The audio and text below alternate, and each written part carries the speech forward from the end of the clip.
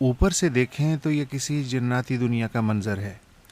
सन्नाटा, आलूदा फ़ज़ा, धुएं के लपटे, कहीं कहीं इंसानी शक्ल में रेंगते कीड़े मकोड़े और उभरते डूबते आहनी ट्रक,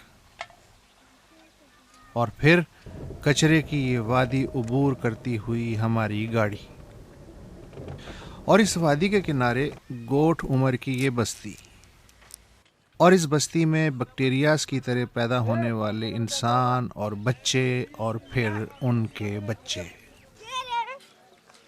शादीशुदा जो है उसमें 8-9 बच्चे, 10 बच्चे, कोई 12 तक भी जा सकता है। ख़ानदानी मनसूबाबंदी नहीं है। 1-2 बच्चे होंगे फिर बाप बेटे या कोई रुल जाए, ज़्यादा होंगे तो किधर न किधर मिल जाएगा। 2 टांगों पे रवां ये मखलूक रात को अंधेरे में रहती है, पानी खरीद के पीती है और फिर कचरे में गुम हो जाती है। इस मखलूक के राज़िक बस्ती के वो 6 कबाड़ी हैं जो कचरे से निकली हड्डी, शीशा, गत्ता, प्लास्टिक, लोहा, टीन, औने पौने खरीदते हैं और आगे सेठों को बेच देते हैं। अब मतलब ये प्लास्टिक 20 रुपये ले रहे हैं किलो। हाँ, 15 भी ले रहे हैं। जैसे कचरा होता तो 15 ले लेते हैं, साफ़ होता तो 20 भी ले लेते हैं किलो। हाँ। अच्छा। और लोया है स्क्रैप 25-26 भी ले लेते हैं, और कील है 15 रुपये, और वो 13-14 रुपये वो ले लेते हैं लेट। गोठ उमर पाकिस्तान के जोग्राफिया में ही है, लेकिन यहाँ वाले अपने में से ही 2-4 खुद साख्ता वडेरों के सिवा कोई हुकूमत नहीं जानते। ये वडेरे बस अपने ही 3-3.5 हज़ार कचरा लोगों से माहाना 100 रुपये फ़ीकस भत्ता लेने के सबब वडेरे हैं। किसी से बात करें तो डर के हंस देता है। भत्ता भी चलता है? देखिए, हम लोग से तो आज भत्ता नहीं लिया है। हम लोग तो ऐसे ही बिठाया है, बोलो रोजगार करता रहो। ये सरकारी तिब्बी सहूलतें बस इतनी हैं कि साल में 1-आध दफ़ा पोलियो के कतरे पिलाने वाले आन निकलते हैं, लेकिन एक खुदा तरस डिस्पेंसरी ज़रूर है जिसमें रोज़ाना एक रहम दिल डॉक्टर आके बैठ जाता है। ज़्यादातर बच्चे जो है ये सांस का प्रॉब्लम यहाँ पर ज़्यादा है, नज़ला, ज़ुकाम, खांसी, ये इसके ज़्यादा केस ज़्यादा आते हैं, और जो अस्थमा, जो दमे के मरीज़ हैं वो ज़्यादा हैं यहाँ पर, और गुटके वगैरह यहाँ पर ज़्यादा हैं, वो बच्चे खाते रहते हैं उससे, और सीवियर एनीमिया उनके अंदर कॉमन है।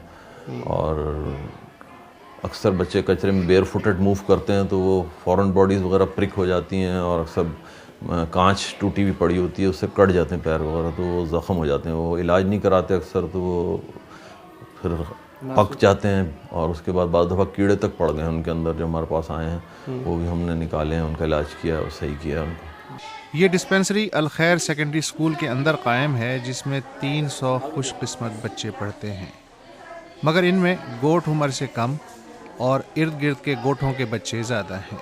अगर उन्हें मुफ्त किताबें, कॉपियाँ और खाना ना मिले तो स्कूल एक दिन में ही वीरान हो जाए। फिर भी ये स्कूल रोज़ाना सिर्फ 3 घंटे आबाद रहता है। असल में एक तो यहाँ का थोड़ा सा माहौल है, ज़्यादा देर हम यहाँ रह नहीं सकते हैं, उसकी वजह कि यहाँ ऑलरेडी धुआं इतना ज़्यादा होता है कि बहुत मुश्किल हम ये टाइम गुजार पाते हैं यहाँ पर। अक्सर जो बच्चे हैं अपने वालिदैन के साथ सुबह कामों पे चले जाते हैं, कचरे पे चले जाते हैं, वालिदैन अपने साथ रखते हैं उनके। और कुछ बच्चे ऐसा करते हैं कि घरों पे जो छोटे बच्चे होते हैं उनको संभाल रहे होते हैं, क्योंकि वालिदैन उनको छोड़ के चले जाते हैं कचरे पे, तो वो उसकी वजह से वो फारिग नहीं होते, तो बाज़ बच्चे इस वजह से भी नहीं आते हैं। कराची में रोज़ाना 10,000 टन कचरा पैदा होता है। इसे ठिकाने लगाने के लिए 500 एकड़ पे मुश्तमिल सिर्फ 2 सरकारी इलाके मुख्तस हैं। उनमें भी शहर का सिर्फ 40% कचरा डाला जाता है, बाकी 60% शहर में ही जज्ब हो जाता है। मगर ये कचरा कराची में 55,000 अफराद का रिस्क है। गोया बदकिस्मती ही दरअसल इन कचरा लोगों की खुशकिस्मती है।